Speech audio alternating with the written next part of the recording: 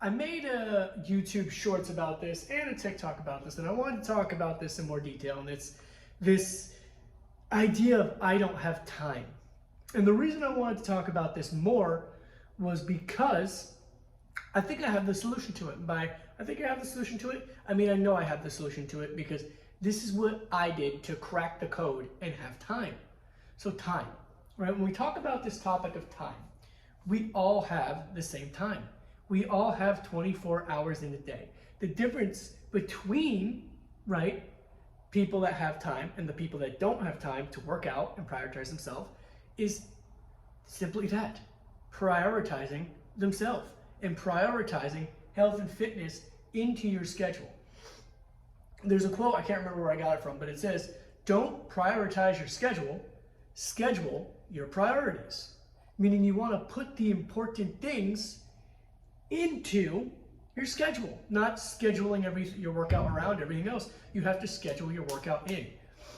I can give you a ton of examples of how there's time, and I'll start with a personal example to let you know how I do this. I have about 3 times where I get my workout in. I don't work, sometimes I work out twice a day, not 3 times a day. I'm not that crazy.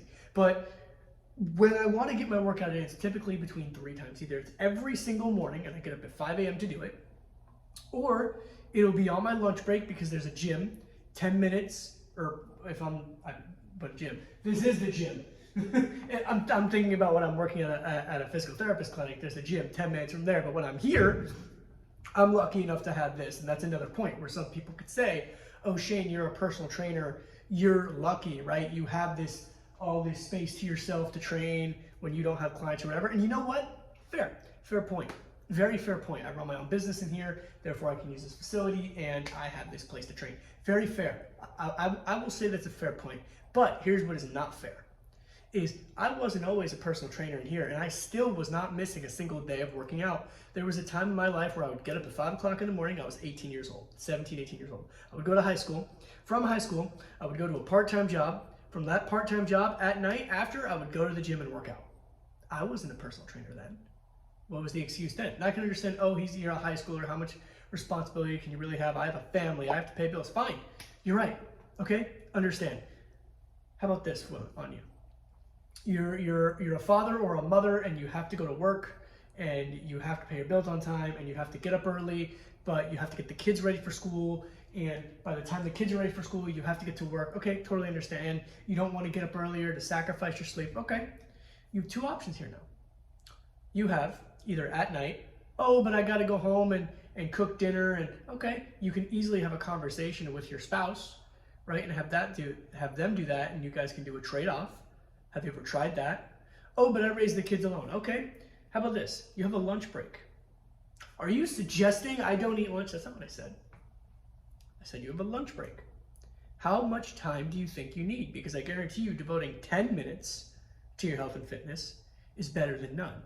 Are you saying I should drive to the gym on my lunch break and then come all the way back? When am I going to have time to eat? Well, 2 things here. One, if you have a desk job, probably a fair assumption your boss, if you have a talk with your boss and say, hey, this is the only time I have to work out is on this lunch break and there's a gym close by, or if there's a gym in your facility, I've seen that a lot.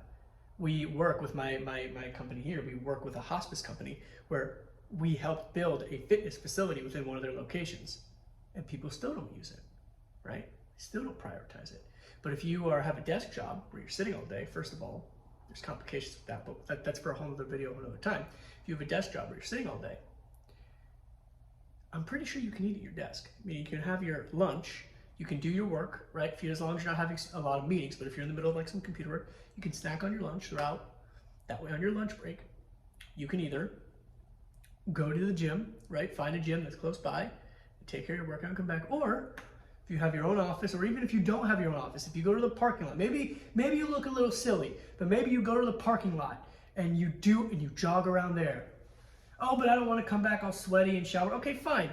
Then maybe you don't go on your lunch break, but maybe when you come home from work, you take 10 minutes and take care of yourself. The point is, there's time.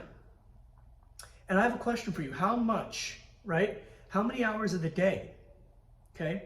How many hours of the day are you spent scrolling on social media, watching TV, okay? Playing games, How many mindless things are you doing throughout the day where I can guarantee that if you shaved off some of that, you got some extra work done, you got off a little early that day, you can go to the gym. Or what time do you get up to get the kids ready for school? If it's 6 a.m., why not get up at 5, go get a workout in and come home? Or ask a favor from your spouse and do a trade-off. Hey, you get the kids ready for school, I'll do the dishes tonight. There are many solutions to your answer. I don't know which one's best for you, but I'll tell you this, and I talked about this on my TikTok post. Continuously using the excuse of I don't have time and living in that excuse does not help your position.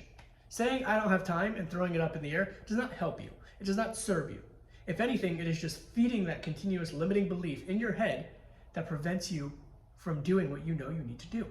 So great, I don't have time. Great, we all have the same amount of time. So what are you gonna do about it? How are you gonna come up with an answer? I can tell you this, how much time do you think you need? You don't need an hour. If you don't have an hour, if you really don't have an hour, I guarantee you, if I looked at your schedule, I can get you an hour. I could probably get you 2 hours, but you don't need that. You maybe, let's say you're right, and you don't have an hour. Do you have 10 minutes? Because I guarantee you do. And if you don't have 10 minutes, do you have 5 minutes? I can't, what's the point of 5 minutes? What's the point of 5 minutes? You're doing nothing. Wouldn't 5 minutes be better than nothing? As a professional in the industry with 3 certifications and a bachelor's degree next month, I can tell you the answer is yes. But I'm not here to preach to the choir. I'm just here to give some food for thought. If you're not doing anything, you might want to start thinking about doing something. Thank you so much for tuning into this video. Please like, share, and subscribe, and I will see you all.